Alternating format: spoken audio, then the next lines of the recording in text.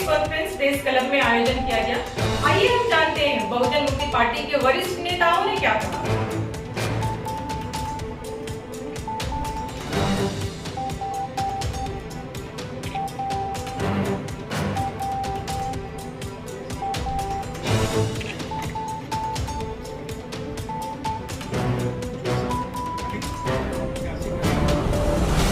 की परिस्थिति पर चर्चा सभी कर रहे हैं, जनता भी कर रही है।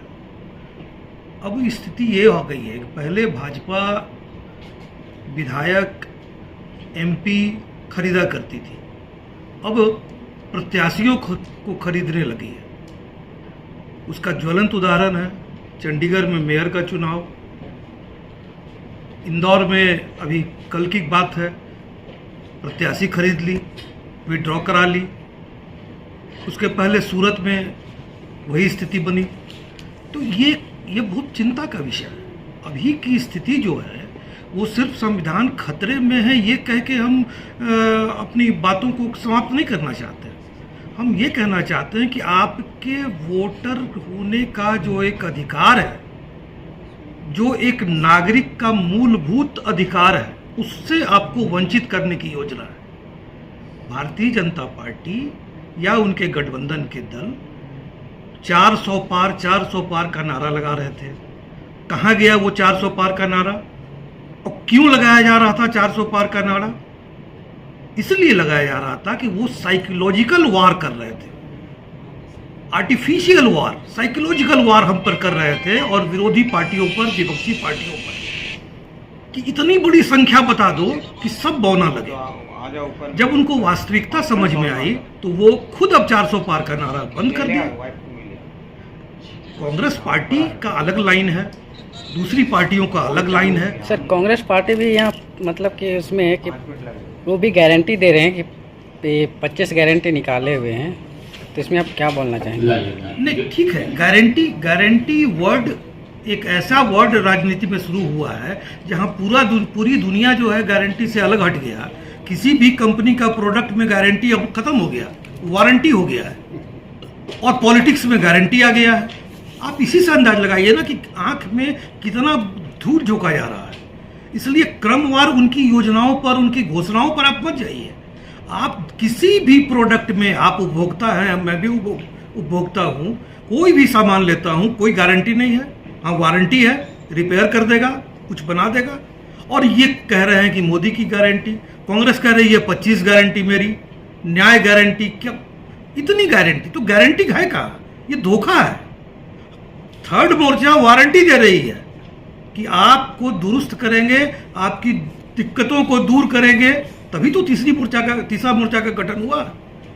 और ये एक बेहतर विकल्प है। लोग नोटा की ओर जो झुक रहे थे, अब नोटा से तीसरा विकल्प होगा। आने वाले दिनों में तीसरा विकल्प बने, तीसरा मोर्चा ही तगड़ा विकल्प होगा। झारखंड में भी होगा और यही से शुरुआत होगी देश में भी।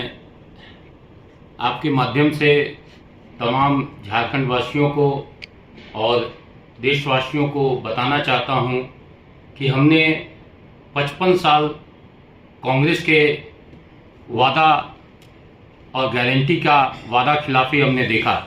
10 साल एनडीए का गारंटी का भी हमने हश्र देखा, चाहे वो 15 लाख खाते में आने का बात हो, 2 करोड़ हर साल रोजगार देने की बात हो, डिजिटल इंडिया की बात हो, मेक इन इंडिया की बात हो, 100 स्मार्ट सिटी की बात हो, बुलेट ट्रेन की बात हो। ये सारे जो वादे थे 2022 में प्रत्येक किसान की आय दुगनी करने की बात हो, प्रत्येक नागरिक के सर पर छत देने की बात हो, इन गारंटियों पे आज एनडीए बात करने लायक नहीं है। तो ये जो मोदी के नेतृत्व वाली सरकार गारंटी बांट रही है और एक इंडिया की सरकार, इंडिया गठबंधन के लोग गारंटी बांट रहे हैं। मैं दोनों गठबंधन ने आज मत के अधिकार को इस स्तर पर ला दिया है कि जो बाबा साहब ने 1 मैन 1 वोट 1 वैल्यू का कॉन्सेप्ट दिया था, इन्होंने हमारे भारत के नागरिकों से मत का अधिकार छीन लिया। आपने देखा होगा पिछले अरुणाचल प्रदेश के चुनाव में 10 विधानसभा के लोगों को मत डालने की आवश्यकता नहीं पड़ी, उनको मत के अधिकार से वंचित किया गया। इस 18वीं लोकसभा में मणिपुर के 6 जिले में लोगों ने 0% मत का प्रयोग किया, यानी कोई मत नहीं देने का जनता को मौका मिला। 18 लाख जनता, सूरत के लोकसभा में 18 लाख जनता को वोट के अधिकार से वंचित किया गया। 27 लाख जनता इंदौर लोकसभा में मत देने के अधिकार से वंचित किया गया। आज उसमें 40,000 नए युवा मतदाता जुड़े थे जिनकी उम्र 18 से पार हुई थी, जो बहुत उत्साहित थे कि प्रथम बार मत का प्रयोग करेंगे। उन्हें मत के अधिकार से वंचित किया गया। तो ये जो गारंटियां बांट रही है, मैं दोनों को चुनौती देता हूं कि इस प्रकार अपनी घोषणा पत्र को 100 रुपया के स्टैम्प पेपर पर जनता को शक्ति दे कि हमारा प्रत्याशी, हमारा पार्टी अगर सरकार में आती है और अपने वादा खिलाफी करती है तो जनता को हम ये अधिकार देना चाहते हैं। ये इंडिया और एनडीए हमारे मतदाताओं का मत देने का अधिकार छीनता है और अपने वादा खिलाफी करता है। 75 सालों में हमने सांसद विधायकों के वादा खिलाफी के खिलाफ कुछ नहीं कर पाया, लेकिन हम जनता को यह अधिकार देना चाहते हैं कि अगर 100 रुपया के स्टैम्प पेपर पर एफिडेविट करके हमारा प्रत्याशी घोषणा पत्र दे रहा है, अगर 5 साल में हमारा जीता हुआ प्रत्याशी और सरकार अगर इस गारंटी पे अमल नहीं करेगी तो जनता को ये पावर होगा कि ये दस्तावेज लेकर हमारे सांसद और विधायकों को कोर्ट कचहरी के कटघरे में खड़ा करने का एक ताकत हम देने जा रहे हैं, जो राजनीति को एक नई दिशा देने का प्रयास करेंगे। और आने वाले समय में जो संवैधानिक संस्थाएं भारत में काम कर रही है, क्योंकि संविधान में सबसे पहली लाइन है we the people of India. कोई भी संस्थान, संवैधानिक संस्थान जनता से ऊपर नहीं है। ये बातें हमारे सारे लोगों को मालूम होना चाहिए। We the people of India से संविधान चालू होता है और जिस संविधान की हम बात करते हैं उस संविधान की प्रस्तावना में समता, स्वतंत्रता, बंधुता और न्याय पर आधारित समाज और राष्ट्र बनाने की परिकल्पना की गई थी और इसे संविधान सभा में 26 नवंबर 1949 में आत्म अर्पित और अंगीकृत किया गया था, जिसे 26 जनवरी 1950 में लागू किया गया। लेकिन 75 साल के बाद भी संविधान के शपथ लेने वाले लोग संविधान के एक भी शब्दों पर अमल करने की मंशा नहीं है, जिसके वजह से तथाकथित 75 साल की आज़ादी के बाद आज 81 करोड़ लोगों को 5 किलो अनाज पे हम लोग आश्रित कर दिए हैं। इसलिए संविधान में जो समता, स्वतंत्रता, बंधुता और न्याय पर आधारित राष्ट्र और निर्माण की परिकल्पना हमारे संविधान निर्माताओं ने की थी, उसके सपने अधूरे हैं और उन्हीं को पूरा करने के लिए संविधान में 395 आर्टिकल के माध्यम से इस व्यवस्था को लागू करने का संकल्प लिया गया था। लेकिन जो संविधान की शपथ लेकर जाते हैं वो पहला article India that is Bharat, Bharat का नाम इंडिया है और इंडिया का हिंदी नाम भारत है। लेकिन लोग क्या उच्चारण करते हैं आप लोग सभी वाकिफ होंगे।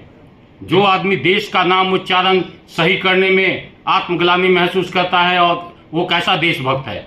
इसलिए इन सारी चुनौतियों को जो 75 साल में राजनीतिक दलों ने हमारे मतदाताओं का अधिकार छीना है, उसको हम अधिकार से संपन्न करना चाहते हैं जो संविधान में दे के रखा है, 1 मैन 1 वोट 1 वैल्यू। तो हम तीसरा मोर्चा भारत में विकल्प बनेगा, क्योंकि जो घटना सूरत में और जो घटना इंदौर में घटी है उसमें कहीं ना कहीं इंडिया और एनडीए दोनों की मिली भगत है, ये स्पष्ट नजर आता है। तो इंडिया अलग है, एनडीए अलग है, ऐसा लोगों का मत है, लेकिन ऐसा नहीं है। सर आप भी गारंटी दे रहे तो जनता को अपने और कैसे आकर्षित करेंगे? जनता को हम गारंटी नहीं दे रहे हैं, हम जनता को 100 रुपया के स्टैम्प पेपर पर एफिडेविट नोटराइज करके दे रहे हैं, ताकि हमारा प्रत्याशी जीत कर जाएगा और अपने घोषणा पत्र के मुताबिक काम नहीं करेगा तो जनता को पहला बार ये अधिकार होगा कि वो हमारे सांसद विधायक को और झारखंड मुक्ति मोर्चा ये बताए वो कौन सी ताकतें थी जो हमारे भाई हेमंत सोरेन को इस्तीफा देकर जेल जाना पड़ा। क्योंकि आज एक मुख्यमंत्री दिल्ली का माननीय अरविंद केजरीवाल मुख्यमंत्री के रूप में जेल में है, और झारखंड में वो कौन सी ताकतें थी जिसे जेएमएम के लोगों को अपने मुख्यमंत्री का इस्तीफा लेने के लिए मजबूर कर दिया गया, और हमारा मुख्यमंत्री जेल में है, वो पूर्व मुख्यमंत्री कहलाता है, और दिल्ली का मुख्यमंत्री जेल में है, आरोपों के आधार पर वो मुख्यमंत्री कहलाता है। इसका जवाब झारखंड मुक्ति मोर्चा के लोगों को और बहन कल्पना सोरेन आज चुनावी मैदान में है, उनको भी जनता को देना चाहिए कि वो कौन सी ताकतें हैं जिसने हेमंत सोरेन का इस्तीफा दिलवा कर जेल में भेजने का काम किया। अभी तक जो विजय जी हमारे जो संयोजक हैं, उन्होंने आप लोगों को बतलाया कि 7 लोकसभा और 1 कांडी विधानसभा का प्रत्याशी हम लोग घोषित कर चुके हैं, और बाकी जो भी 12 लोकसभा चुनाव बच जाते हैं उस सभी में हम लोग प्रत्याशी खड़ा करेंगे। और तीसरा मोर्चा का गठन का उद्देश्य ही है कि जो एनडीए और इंडी गठबंधन जनता को अपने झूठे वचनों से प्रभावित करने का प्रयास कर रहे हैं, उनको बेनकाब करना हम लोगों का मेन उद्देश्य रहेगा। और हम लोग ज़रूरत पड़ेगा तो हर विधानसभा और लोकसभा में जा करके इनके जो चरित्र का निर्माण हो रहा है उसके संदर्भ में जनता को जागरूक करने का अभियान चलाएंगे।